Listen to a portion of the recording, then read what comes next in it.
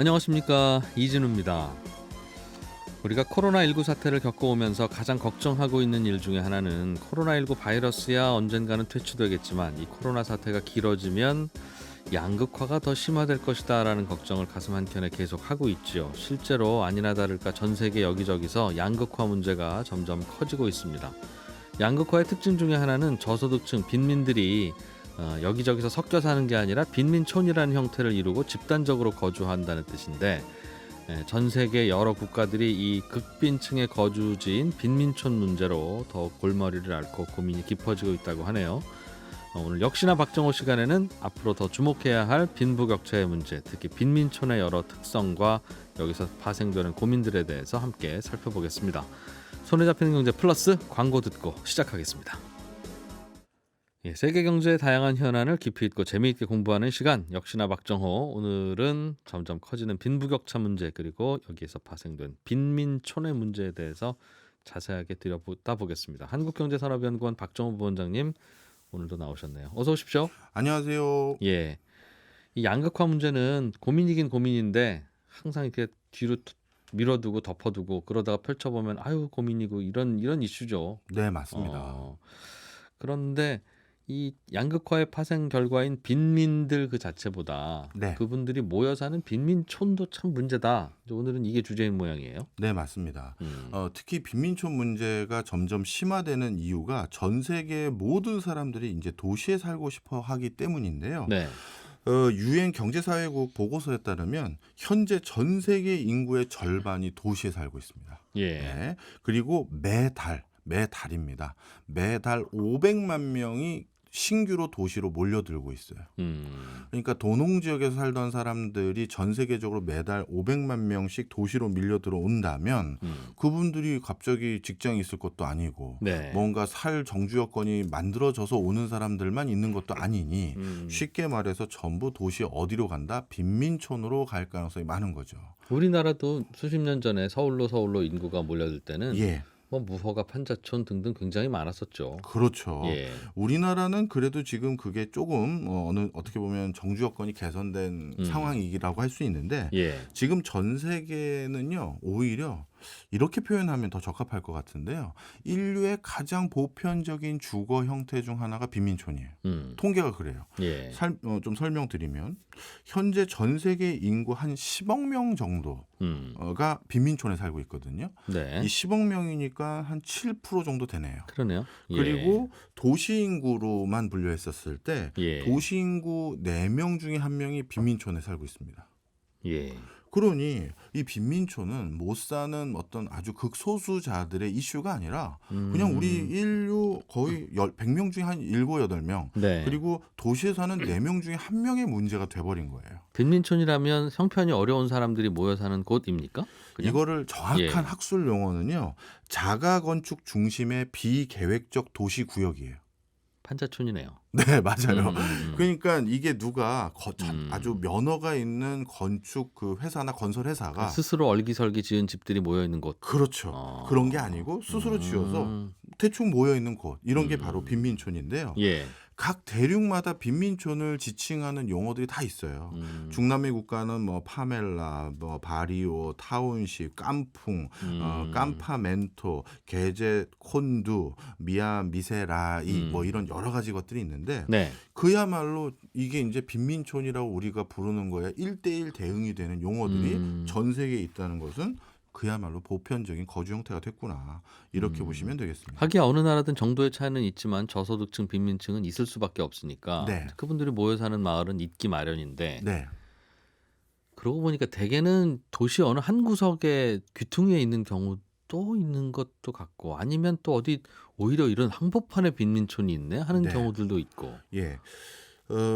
사실 빈민촌에 대해서 우리가 잘 모르는 이유가요. 예. 이것도 참 여담일 수는 있습니다만 저희 같은 연구자들이 연구를 해줘야 되잖아요. 예. 규명을 해주고 예. 현상을 분석해줘야 되는데 저희들도 이제 직업이 이제 연구인 거잖아요. 네, 네. 그러다 보니까 누구에게 발주를 받아야지만 그걸 연구할 때가 참 많아요. 그렇죠. 예. 예. 저 같은 경우는 학교에도 있고 뭐 이런 사설 연구소도 운영을 하기 때문에 뭐 순수의 학문적인 연구도 하긴 하지만 역시 밥벌이는 이런 민간 연구소 운영하는 그 연구 영역에서 나오는 거거든요. 누군가가 궁금해해야 하는 주제가 있어야 되겠죠. 그렇죠. 예. 그런데 대부분 뭔가 누군가가 궁금해한다라는 건 지불의사도 같이 있어야 되는 건데 빈민촌은 지불의사의 한 축인 민간의 발주처는 없겠죠. 뭔가 그게 걱정되는 정부나 그렇죠. 지자체나 이런 곳에서 이거 연구 좀 해주세요 해야 되는데. 그게 유일하고 예. 그런데 기술이라든가 이런 산업은 민간에서 엄청나게 돈 들여가지고 예. 우리 기업이 그게 궁금하니 뭐 박 교수님 연구 좀 해주십시오. 이게 가능하잖아요. 네네네. 그러다 보니까 연구자들도 같은 시간을 투여했었을 때 훨씬 더 비용을 많이 받을 수 있는 민간의 어떤 돈이 있는 섹터의 연구를 많이 하지 예. 이런 빈민촌가 같은 경우는 연구를 좀 덜 하는 편이에요. 예. 그래서 많이 모르시는데 빈민촌도 그레이드가 있어요. 오. 빈민촌 사이에서도 잘 사는 빈민촌, 못 사는 빈민촌. 예. 그럼 빈민촌 중에서 잘 사는 빈민촌이 뭐냐? 도심지 안에 있는 빈민촌이에요. 그럼 도심지 안에 생기는 빈민촌은 언제 어떻게 생기냐 하면 네. 갑자기 거기에 살고 있던 사람들이 없는 빈집 아니면 빈 상가들 이런 게 생기면 일정 시간 지나고 거기서 갑자기 무허가 거주자들이 생깁니다. 왜 비어요? 일단 먼저. 그 이유가 너무나도 다 다른데요. 예. 대표적으로 이제 어떤 그 한 산업군이 그 나라에서 사양 산업이 돼서 예. 더 이상 작동 안 할 때, 그러면 그 설비 시설이 있고 예. 그 설비 시설 인근에 그 근로자들이 살았던 그 집들이 있을 거 아니겠습니까? 예. 그 전체가 그냥 텅 비는 거죠. 거기에 밀고 아파트 들어올 만큼 도시가 발전하지는 않고. 그 이제 시기 차이가 있을 거 아니겠습니까? 예. 아파트 밀고 들어오기 전까지 재개발되기 전까지. 예. 있어요. 그럴 때 이제 거기를 비집고 들어가는 거예요. 네. 전 세계적으로 그래서 가장 이슈가 된 도심지 한복판에 있는 빈민촌 중에서 이것도 기네스북이 있다라고 하면 기네스북에 오를 법한 건데요. 네. 최고층 빈민촌이 베네수엘라에 있어요. 최고층 빈민촌? 예. 그 빌딩 이름이 네. 다비드 타워라고 부르는 건데요. 예. 베네수엘라에 은행업을 했던 한 부호가 내가 베네수엘라 중심부 한가운데 초고층 빌딩 중에 하나 올릴게 네. 하고 공사를 하고 있었어요. 예. 그래서 45층까지 완공을 했고 유리 조금 붙였고 예. 철골 공사는 끝냈어요. 예. 그런데 그 회사가 망했어요. 아하. 그래가지고 그게 공사를 마무리 치지 못하고 그 흉물스러운 모양대로 남아 있었죠. 네. 그런데 어느 순간 거기에 외국에서 베네수엘라로 넘어온 빈민들이 들어가 살기 시작한 거예요. 비를 피할 수 있으니까. 예. 그래서 지금은 그 45층 무허가 빌딩은요. 예. 당연히 전기 안 들어오고 예. 수도 안 들어오고 예. 더 놀라운 사실은 엘리베이터도 없어요. 그런데 45층까지 꽉 찼어요. 그래서 몇 명이 사냐 하면 그것도 추산이죠. 누가 알 수가 있는 게 아니니까. 예. 추산이 3,000 가구에서 5,000 가구 정도 사는 것 같다라는 게 지금 국제사회의 일반적인 논의예요. 예. 자, 45층에서 매일 물 가지러 내려오고 수도 없으니까. 예, 그러니까요. 저도 물론 요즘 그 다비드 타워를 영화의 한 장소로 캐스팅했던 영화를 봤어요. 제가 제가 마침 베네수엘라를 마지막 출장지로 코로나 터지기 전에 갔다 와서 네. 그래서 궁금했었는데 네. 전기는 어디 밖에서 끌어왔더라고요. 불은 켜지는데 엘리베이터는 없죠, 당연히. 그럼 없고 물이나 식량도 이거는 그 인간적으로 네. 그 주거를 바꿀 수는 없으나 즉 3층과 27층을 서로 뭐 교환하거나 할 수는 없으나 1층까지 물 오면 1층에서 2층까지는 1층 주민이 올려주고 2층부터 3층까지는 2층 주민이 올려주고 그렇게 해야지 어떻게 47층에 있는 분이 내려와요? 그건 좀 그러네. 그러니까요. 하여튼 도대체 저도 야. 어떻게 사시는지 모르겠는데 네. 도심지 한복판에는 하여튼 이렇게 빈집이 생기면 점유하는 무단 점유하는 사람들이 생기고 네. 그런 사람들이 일단 생기기 시작하면 근처에 사람이 살던 집들도 더 이상 거기 안 살고 떠나기 시작해요. 그렇겠죠. 그죠? 예. 그래서 진짜 대규모 빈민촌이 형성이 되는데 옆 건물도 그렇게 되고. 예, 그게 가장 빈민촌 중에서는 살기 좋은 빈민촌이에요. 그래도 뭔가가 틀이 있었었잖아요. 건물은 있으니까. 예. 그래서 거기가 좀 좋은 빈민촌이고 그 다음 빈민촌으로 선호되는 지역이 쓰레기 매립지입니다. 거기는 또 왜요? 사실 누군가에겐 쓰레기이지만 빈민들에게는 그게 꽤 쓸만한 물건일 수 있잖아요. 생활용품일 수 있으니까. 예. 그래서 쓰레기 매립지의 빈민촌을 형성하면 건물도 지을 건축 자재가 쓰레기 매립지 근처에 많고 나오고 그리고 그 안에 식기라든가 주방용품이라든가 가전용품마저도 갖다가 주워다 쓰기도 해요. 그럴 수 있겠네요. 그래서 제가 이것도 한 5년 전인가 6년 전에 다큐멘터리 찍으러 브라질 쪽에 갔었을 때인데 네.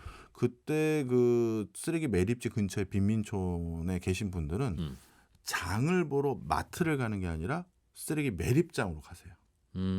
거기에서 주워 오시는 거죠. 네네. 예. 오늘 옷 좋은 거 들어왔네. 이런 그럴 거. 수 있죠. 예. 예. 그리고 심지어 먹는 것들도 거기서 가져오세요. 뭐 괜찮을 수 있겠죠. 네. 예. 그래서 뭐 쓰레기 매립지가 그 다음으로 선호하는 주거 지역이고요. 그리고요.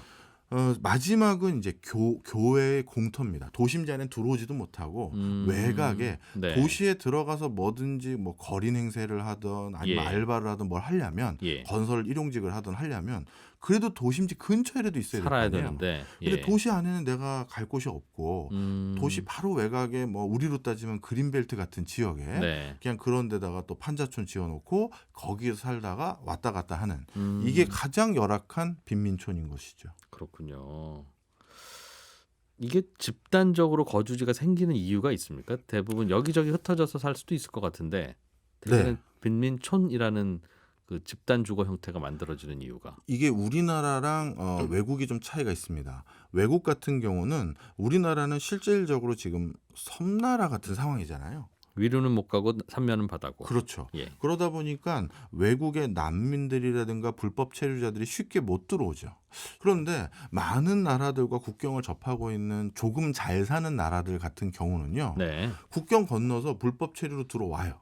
그런데 그 불법 체류로 들어온 사람이 혈혈단신 외국에서 살 때 네. 혼자서 살기에는 너무 척박하죠. 그러니 같은 동향들 네. 그러니까 국적이 같은 사람들끼리 모여 사는 타운을 형성하거나 그곳으로 또 흘러 들어가기 십상이에요. 거기 찾아서. 예. 예. 그러면 말도 통하고 뭔가 도움도 받을 수 있고 예. 그러다 보니까 비슷한 백그라운드를 가진 배경을 가진 사람들이 모여 사는 게 너무나도 당연하고요. 예. 그래서 예전에 그 전 세계로 떠나갔던 그 중국인들이 모여 살았던 일종의 빈민촌이 지금은 차이나타운으로 바뀌어버린 데가 많은 것이고 예. 우리 한국인들도 모여 살아서 한인타운 생긴 것이고 마찬가지로 동남아도 마찬가지지만 미국도요. 미국은 이제 빈민촌이라기보다는 슬랭이라고 부르죠. 거기에 거주하는 사람들도 다 국적이 모여져 있어요. 자세히 들여다보면. 푸에르토리코에서 온 사람들은 저 동네 살고 있고 뭐 예를 들어서 뭐 쿠바 쪽에서 온 사람 여기 살고 있고 예. 우리가 보기엔 다 중남미 사람들이지만 그들 사이에서는 또 모여서 살고 있는 거죠. 바로 그런 이유들 모여서 살 것이 더 유리하기 때문에 네. 모여 사는 이유가 크다. 예. 또 모여 있다 보면 거기가 도움되는 경우도 있지만 네. 또 모여 있다 보면 거기가 치안이 특히 더 나쁘기도 하고 예를 들면 저도 무일푼으로 어떤 나라를 가게 되면 이제 좋은 당연히 보금자리는 없겠는데 그런 분들 모여 있는 데로 가서 살아야 되나 아니면 좀 더 가난하더라도 멀찌감치 떨어져서 사는 게 치안이나 이런 신변을 보호하는 데 좋을까 고민을 할 것 같아요. 네. 제가 그 현장을 직접 가보지 않았을 때는 굉장히 이 부분에 오해가 좀 있었어요. 좀 설명을 드리면 이게 말에 좀 어폐가 있는데요. 설명을 듣고 나시면 제가 무슨 말을 하려는지 잘 이해가 되실 텐데 빈민촌이 우리 뭐 거기 총기 사고도 많이 일어나고 네. 뭐 사망자도 높고 뭐 이런 소리들 많이 하지 저도 않습니까? 그래서 경찰도 못 들어간다고 그래서 예. 야, 그 안에서 어떻게 살아 사람이 그런 생각을 했어요. 예. 그런데 빈민촌이 안전합니다. 예? 예, 좀 설명을 드릴게요. 예. 이게 빈민촌이 치안이 불안전하다라는 것은 그 빈민촌에 안 사는 우리들이 그 근처에 얼쩡거렸을 때 해코지를 당할 확률이 높은 거예요. 네. 그래서 저도 한 다큐멘터리 촬영을 갔을 때 처음에는 멋모르고 이 빈민촌의 그 되게 열악한 주거 환경과 예. 여러 가지 그 정주 여건을 좀 사진으로 담아서 뭐 학술적이거나 학생들에게 좀 보여주겠다 이런 목적으로 사진을 좀 찍고 있었어요. 예. 입구에. 예. 그런데 입구에서 그걸 찍고 있는데 빈민촌 바로 입구에 이제 정상적인 거주 형태가 있는 곳에 대형 마트가 있거든요. 거기 대형 마트에 웬 그 경비 아저씨가 뛰어나와가지고 당장 그쪽에서 나오라 막 손짓을 하시는 거예요. 난 아직 빈민촌 안 들어가고 입구에 있었는데 예. 왜 저러시지 했는데 그 당시 같이 갔던 이제 촬영 PD님하고 감독님들이 예. 뭐 교수님 빨리 나오세요 막 그러신 거예요. 그래서 나왔죠. 왜 그래요? 그랬더니 저 빈민촌 높은 곳에 갱 중에 하나가 네. 항상 이쪽을 쳐다보고 있는데 어떻게 보면 뭐 우리들 감시죠. 그런데 웬 동양인이 와가지고 자기네 동네를 기분 나쁘게 사진 찍고 있는 거예요. 어허. 쟤 뭐냐? 그거를 저 대형마트 경비 아저씨한테 물어본 거예요. 아. 그런데 그 대형마트 경비 아저씨 말이 예전에 이렇게 저널리스트들이 이 근처에 사진 찍다가 쟤네들이 기분 나빠서 총으로 쏜 적이 많다는 거예요. 쟤 뭐야 하면서 그 쏴서 큰 사고가 당할 수 있으니 빨리 나오라는 거예요. 그러니까 일단 1차 경고 들어왔다. 네. 그래서 저도 냉큼 돌아왔죠. 그래서 무슨 소리냐? 그 경비원 아저씨 덕분에 저희가 이걸 듣고 있을 수 있는 거네요. 역시나 진짜 박정호. 그런 거예요. 제가 그 설명을 듣고 등골이 이렇게 싸늘하다 뭐 그런 표현 아시잖아요. 진짜 그냥 식은땀이 쭉 나더라고요. 그래서 야 이게 외지인에게는 확실한 이런 텃세가 있구나. 그런데 내부 사람들은 거기 결국 어떻게 들어갔냐 하면 경찰이 우리가 어떤 시간에 어느 구역에 촬영을 들어갈 겁니다를 그 파벨라라고 부르는 그 빈민촌을 관리하는 갱에게 허락을 받아야 돼요. 거기 나름의 치안 경찰 시스템이 있군요. 별도로. 그렇죠. 그래서 경찰이 그냥 들어가는 게 아니라 예. 그 안을 관리하고 있는 그 갱에게 우리가 이런 목적으로 어느 정도는 뭘 하고 갈 거야. 알겠지? 라고 허락을 득해요. 허락 없이 들어가면 경찰도 혼나요? 그렇죠. 바로 총격 사고가 일어나요. 뭐 그런 나라 그러니까 그거는 건 진압을 해야 되는 거 아니에요? 근데 진압이 쉽지 않은 게요. 그것도 이제 설명을 드릴게요. 자, 그래서 일단 들어가잖아요. 그럼 들어가서 거기 살고 있는 그 뭐랄까요? 빈민촌 거주자들, 일반인들요, 갱이 아니라 만나서 얘기를 나눠보면 치안에 대한 불안전을 하나도 느끼지 않으세요. 그건 무슨 얘기냐? 갱이 날 보호해 주는 거거든요.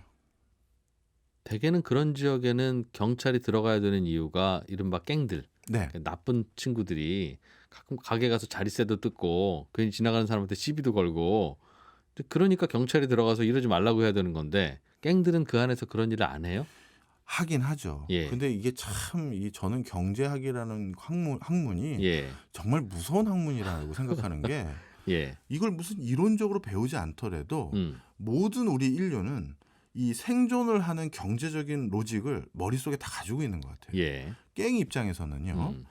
판을 깨면 안 되는 거예요. 그러니까 뜯더라도 우리를 인정하고 우리가 필요해야 하는 수준까지만 하는 거지. 이 사람들이 너무 생계가 어려워져서 나 이 빈민촌에선 저 갱들 때문에 더 이상 못 살겠다 하고 다른 동네를 떠나면 갱들이 더 큰 손해를 봐요. 손해를 보는 게 단순히 그 거주자들에게 뭐 어떤 뭐 보호비 갈취하는 그게 중요한 게 아니라 이 갱들은 이 빈민촌이요. 굉장한 자신들의 보호구역이거든요.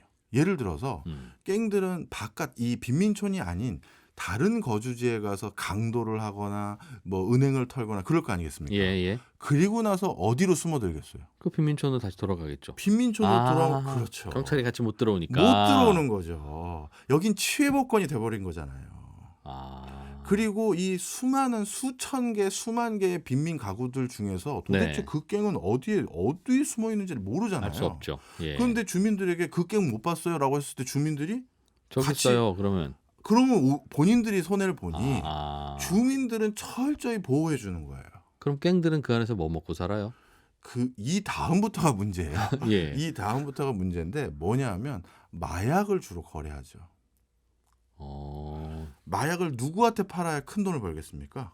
빈민촌이 아닌 일반 거주지 사람들에게 마약을 팔거나 해외에다 팔아야겠죠. 외국인들한테. 그런데 이 마약 거래에 사용하는 많은 인력들, 그 빈민촌에 거주하는 인력들을 많이 활용해요. 유통상인으로 활용하고 그 제조로도 활용하고 이 빈민촌의 많은 거주자들에게 마약을 생산하는 과정에서 유통하는 과정에서 활용을 하는데 예. 거기에다가 플러스 알파로 그 빈민촌 거주자들이 자기가 사용하겠다는 마약은 싸게 줘요.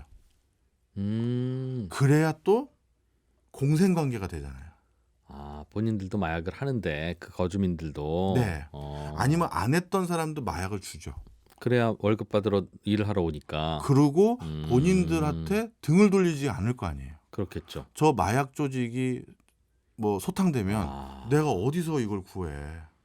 완전한 공생관계를 만들기 위해서 생각보다 룰을 잘 지킨 빈민촌 예, 원주민들은 철저히 보호해주고 룰을 안 지켰을 때 예. 야, 너 왜 우리 허락 안 받고 마음대로 외부 사람 취재시켜가지고 너희 집 촬영하게 갔어.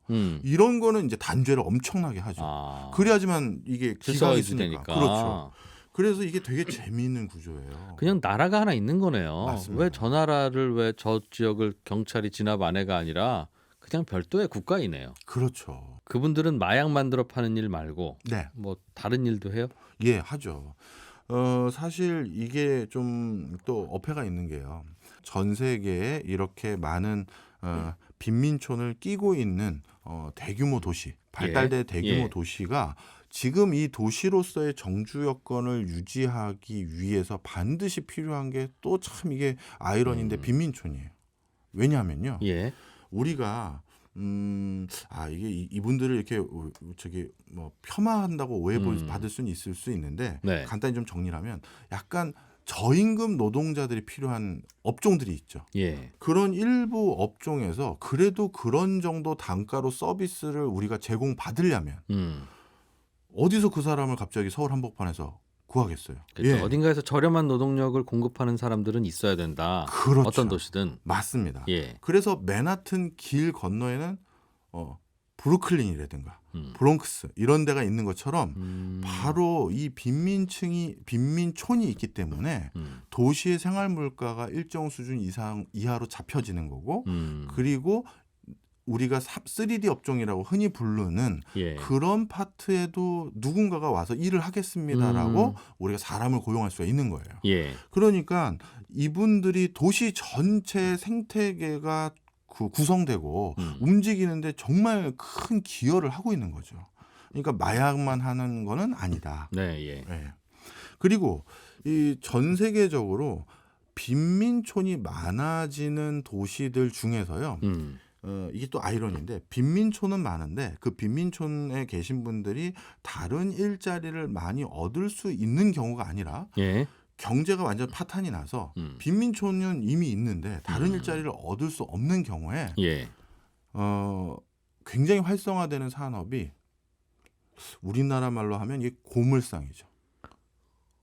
분리수거? 분리수거. 네. 네. 업사이클링이라고 할 수 있겠죠. 예.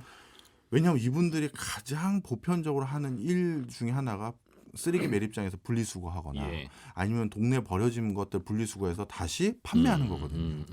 그래서 독일의 지멘스 같은 경우는요. IT에서 한동안 쓰레기 분리수거와 관련돼서 전 세계적인 성과를 보인 적이 있었거든요. 지멘스가요? 네. 그거는 왜 그러냐 하면 예를 들어서요. 쓰레기가 뭐 이런저런 5만 가지 쓰레기가 모여가지고 한꺼번에 매립지로 오잖아요. 그거를 사람을 안 쓰고 정교하게 분류하는 어떤 기계 설비. 아마 이런 거 우리 요즘 기술로 할 수 있겠죠. 있겠죠. 그런데 그걸 예. 안 하는 이유는 경제성이 없기 때문이에요. 사람이 하면 더 싸게 하니까. 그렇죠. 그리고 그렇게 고도의 설비를 해서 팔게 된 고물들이 가격이 그 정도 설비를 투자할 이유가 없는 거잖아요. 예. 그러다 보니까 이게 참 불편한 진실인데 뭔가 사람들을 손쉽게 구할 수 있을 때만 이 분리수거 관련한 산업이 발달하는데 예.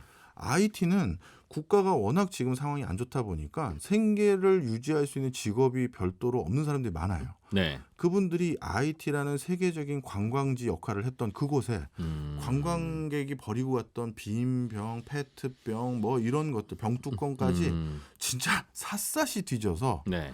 지멘스가 설립한 분리수거 그 기기 하는 데다 갖다 주는 거예요. 네. 거의 전 국민이 분리수거 하는데 참여하고 있다라고 생각하셔도 과언이 아니죠. 그게 일자리니까. 예. 예. 그러니 당연히 그 산업이 크게 번성할 수밖에 없는 거죠.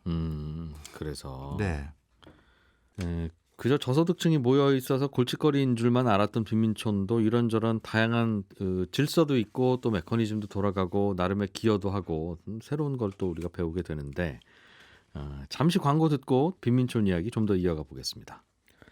네, 한국경제산업연구원 박정호 부원장과 함께 전 세계 빈민촌 문제들 이야기를 좀 해보고 있습니다.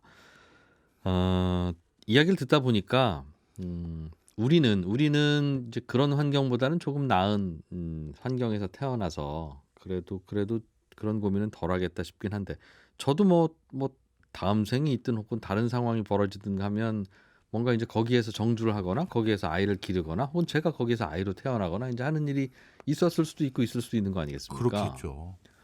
그럼 저는 고민될 것 같아요. 예. 일단은 저 빈민촌 안에 들어가서 나의 생계를 유지하고 거기에서 또 아이도 기르고 그렇게 사는 게 좋은지 아니면 아예 바깥으로 나가서 농사를 짓거나 뭐 그렇게 살아가는 선택이 나은지 예. 그런 고민들을 거기 있는 분들도 할 것 같은데. 예.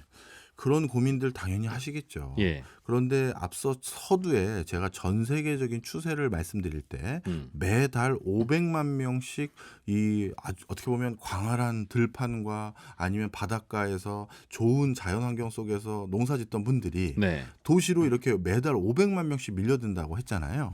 그 얘기는 뭐다? 많은 사람들이 차라리 이렇게 널찍한 교외 지역에서 네. 농사지으면서 내가 사는 것보다 도시의 저 빈민촌에 가서 살더라도 그게 나에게 훨씬 유리하다라고 다 같이 판단한 거죠.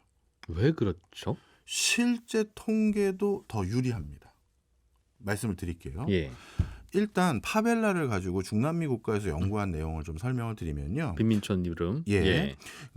중남미의 빈민촌인 파벨라에 거주했던 1세대들, 그러니까 처음 글로 들어왔던 분들은 문맹률, 글을 모르는 비율이 79%였어요. 예. 그런데 한 3세대까지, 즉 손주 때까지 내려가니까 이제 문해율이 94%로 늘어났어요.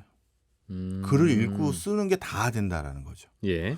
그만큼 자녀들 교육에도 오히려 낫더라는 거고요. 그 다음에 아프리카 지역 같은 경우도 빈민촌이 많거든요. 예. 특히 케냐 지역 같은 경우는 케냐의 빈민촌 같은 경우는 우리 별도의 공중 화장실 시설이 없어서 그냥 거긴 비닐에다가 볼일을 봐요. 예. 그리고 그걸 비닐을 그냥 버려요. 그런 정도로 그냥 정말 낙후된 곳인데 그럼 그런 데서 살면 큰 병에 걸릴 것 같은데 예. 그러니까 큰 병에 걔네들이 걸리죠. 이렇게 생각하실 수가 있는데 그것도 우리의 착각입니다. 아프리카 지역에서 인구 100만 명 이상의 도시에 거주하는 사람들이 그렇지 않은 지역에 거주하는 사람들보다 영아 사망률이 3분의 1 정도 낮아요. 어허. 3분의 1 수준이에요. 3분의 1이 예. 낮은 게 아니라. 예. 그러니 훨씬 그렇게 열악한 빈민촌에 살더라도 차라리 저기 교외 지역에 사는 것보다 낫더라는 거고요. 인도도 마찬가지입니다. 전 세계적으로 다 똑같은 통계예요. 인도는 농촌에 살던 소녀들이 예. 학교에 다니는 비율, 취학률이라고 하죠. 16%밖에 안 돼요. 그러니까 농촌에서 농사 짓는 동네에서 태어난 소녀들은 야, 넌 그냥 농사나 져. 이거가 끝인 거죠. 뭘 학교를 다니니? 이건데 그런데 그들 중에서 아버지 따라 어머니 따라 도시로 이주한 친구가 있을 거 아니겠습니까? 그럼 똑같은 조건의 도시 빈민촌에 거주한 소녀들은 학교를 다니는 비율이 48%예요. 그래서 결국은 더 소득 높은 직업을 갖게 됩니까? 그렇죠. 그 다음에 상하이도 한번 말씀드리면 상하이도 평균 수명이 한 83세 정도 되는데 네. 중국에서 좀 가장 소득이 낮은 곳이 이제 서쪽 지방이잖아요. 저기 예. 티베트 고원에 예. 가까워질수록 예. 그쪽 지역의 농촌에서 살던 사람들보다 10년 정도 평균 수명이 길어요. 상하이 지역의 빈민촌에 사는 사람들. 도시에 살면 네. 참 조금 납득이 안 되는 부분이 이해가 좀 더 필요한 부분이 우리나라 같은 경우에는 나 도시에서 일하고 살까 농촌에 가서 살까 하다 보면 결정이 서로 엇갈리는 경우가 있죠. 네. 그러니까 도시에 살다가 아예 나 농촌 가서 농사 짓는 게 좀 낫겠어 하는 분도 있고 농촌에서 살다가 도시에 와서 일하는 분도 있으니 그게 서로 비슷하다는 뜻인데 우리보다 좀 소득이 떨어지는 나라는 도시에서 살면 벌 수 있는 돈은 우리나라보다 훨씬 적을 거 아니겠습니까? 그런데 농촌에서 농사를 지으면 우리보다 따뜻하고 기후도 괜찮으니까 농사는 더 잘 지어질 거 아니겠어요? 그러면 그 나라 입장에서 보면 농사 짓는 게 더 나은 경제적인 판단이 될 것 같은데. 이걸 왜 그래요? 중국을 보면 예. 제가 이래서 도시로 오나 보다 생각이 들 정도인데요. 네. 중국 같은 경우 요즘 공동부유라고 해서 예. 다 같이 잘 사는 세상을 건설해 보겠다라고 열심히 노력하고 있지 않습니까? 자, 그런데 중국에서 어떻게든 빚을 내던 아니면 어떻게 거기는 거주 이전의 자유가 쉽진 않으니까요. 예. 어떤 기회든 간에 상하이나 뭐 신천이나 아니면 뭐 북경 근처로 이사해 오서 살고 있는 사람과 예. 원래 고향에서 계속 농사 짓고 있는 사람들의 소득을 보면 한 세대, 네. 뭐 여러 세대도 아니고 한 세대에 누가 더 웃고 있느냐? 당연히 북경, 상해, 신천 이쪽 근처로 온 사람들이 훨씬 더 잘 살아요. 저쪽은 아직도 월 소득이 20만 원인데 도심지 근처에서 뭐 허드렛 일을 하던 뭘 하던 아니면 뭘 하던 간에 나 100만 원은 받아, 150만 원 받아 이러니 소득 차이가 크고 그래서 도심지에 가서 5년 10년 고생하다가 그렇게 번 돈 가지고 고향을 오면 금이 환영이 돼버리는 거예요. 네. 이러다 보니 야 나도 여기 계속 있을 게 아니야. 나도 갔다 와야겠어가 되는 거죠. 그게 국내에서도 그렇고요. 네. 해외에서도 마찬가지예요. 우리 가끔 뭐 안산이나 저기 뭐 구로나 이런 해외 근로자들 보지 않습니까? 예. 그분들 원래 나라에서 뭐 했는지 여쭤보면 깜짝 놀랄 때가 많아요. 네, 저 공무원이었어요. 저 학교 선생님이었어요. 이런 분들이 천지인데 예. 근데 그 좋은 직업을 놔두고 여기 왜 오셨어요? 여기서 1년만 일하면 거기에서 5년 번 돈 한 번에 벌거든요. 이렇게 되는 거예요. 그리고 돈 벌고 내가 무사하게 돌아만 가면 예. 우리 집 금방 부자 돼 있는데 이런 거죠.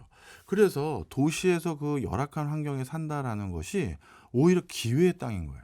그럼 농촌의 수확물이 우리나라처럼 비싸게 거래되지 않는다는 뜻이기도 하네요. 우리나라도요. 조금 더 디테일하게 통계를 살펴보면 그것도 좀 약간 어폐는 있는 것 같아요. 왜냐하면 IMF 외환위기, 네. 글로벌 금융위기, 그리고 이번에 코로나 터지고 2020년 예. 작년까지 모두 합쳐서 서울과 수도권의 전입자 수가 오히려 평균치보다 더 급격히 늘어요. 네. 그 얘기는 뭐냐? 경제가 어려워지면 농촌에서 어디로 온다? 도시로 더 오는 거예요.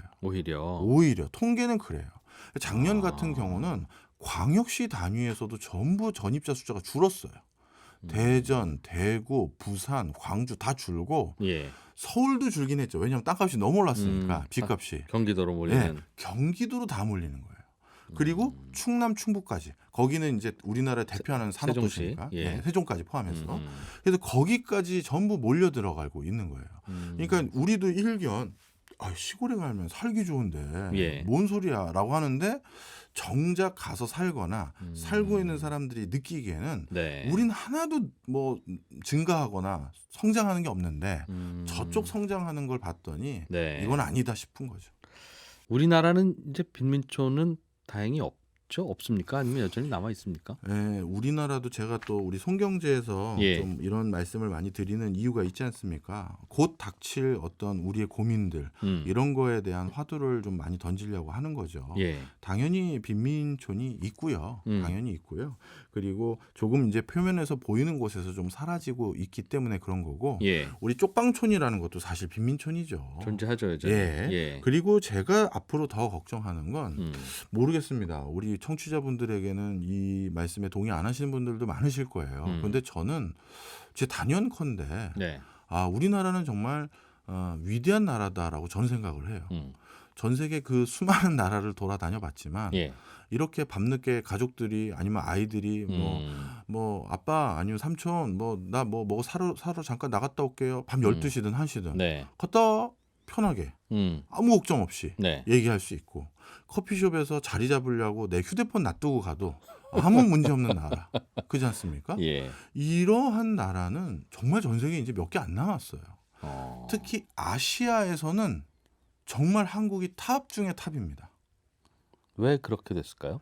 그건 뭐 여러 가지 있겠죠. 전 국민성이라고 생각해요. 다른 나라 분들이 들으시면 기분 상하실 수도 있겠지만. 네. 자, 그런데 문제는 뭐냐? 이제 지난 시간에 또 우리 송경제에서 했잖아요. 예. 이게 다 경제는 다 연관되는 거예요. 네. 전 세계적인 난민이 이제 급증할 겁니다. 코로나19로. 그리고 전쟁도 더 많이 일어나고요. 예. 그러면 그런 사람들이 기회의 땅을 찾아서 국내가 아니라 해외로 갈 거예요. 그 중에 하나가 한국일 것이다. 당연히 한국일 겁니다. 이렇게 좋은 나라 이제 몇 안 남았어요. 예. 아시아에서는 거의 유일하다고 봐요, 저는. 예. 중국은 권위주의 국가로서 외국 불법 체류자다, 이민자다, 공안들이 엄청 엄정하게 관리하고요. 예. 무슨 일을 당할지 몰라요. 일본은 원래 배태적이고, 근데 한국인은 그래도 외국에서 왔다고 하면, 아유, 너 이것도 좀 먹어봐 하면서 예. 챙겨주기도 하고 예. 그런 따스함도 있거든요. 자, 그러다 보니까 이제 본격적으로 우리가 외국인들이 거주하는 좀 저소득 그 어떤 집단 뭐라고 그런 그 거주지가 생기겠네요. 그렇죠. 이미 예. 생겼고요. 예. 그럼 그들 지역들이 어떻게 진화 발전할지 그리고 더 큰 문제는 예. 지역 소멸로 인해서 어떤 지역 전체 사람이 안 사는 동네들이 생길 거예요. 그러면 그 빈집촌은 어떻게 된다? 뭐 다비드 타워처럼 그렇게 된다는 예. 거죠. 그래서 일본도 불법 외국 장기 체류자들이 예. 일본이 우리보다 지방 소멸이 먼저 됐잖아요.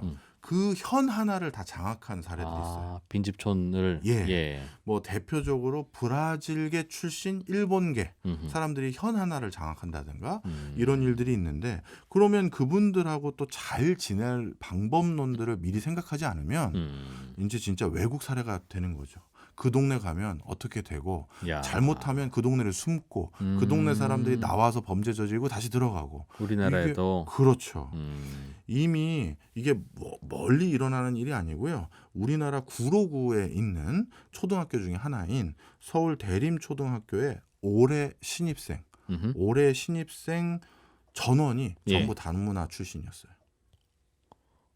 그러면 우리 일반적인 한국인 가정의 아이들은 없다? 그렇죠. 양쪽 부모가 그냥 원래 한국에서 쭉 살던 분은 예. 아닌 그런 게 벌써 서울 한복판에 대림동에 있는 초등학교의 신입생 전원이 다문 학생으로 다 들어섰고요. 똑같은 구로구에 있는 대동초등학교인가 이름이 예. 제가 헷갈리는데 예. 거기는 전교생의 70%가 다문화예요. 그러니까 이게 이제 먼 세상이 아닌 거죠. 예. 빨리 여기에 대해서도 우리가 같이 좀 더불어 잘 고민을, 살 수 있는 예. 고민을 해야 될 것 같습니다. 한국경제산업연구원 박정호 부원장이었습니다. 고맙습니다. 감사합니다. 예, 손에 잡히는 경제 플러스 이제 마칠 시간입니다. 방송 내용 다시 듣고 싶은 분들은 저희 홈페이지 게시판 또는 팟캐스트 이용하시면 되겠습니다. 저는 내일 아침 8시 30분에 또 올게요. 이진우였습니다. 고맙습니다.